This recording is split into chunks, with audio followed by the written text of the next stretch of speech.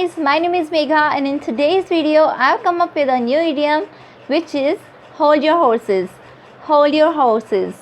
It means to wait, to be patient or stop for a moment.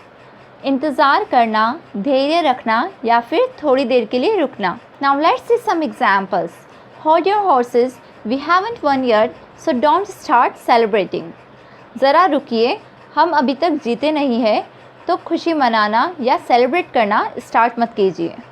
The second example is hold your horses, I've got to finish cleaning up the kitchen before we go.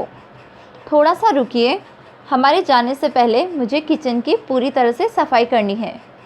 Well, I hope you liked the video. If yes, don't forget to subscribe to my channel. Now make a sentence using this idiom and start using it in your daily conversation.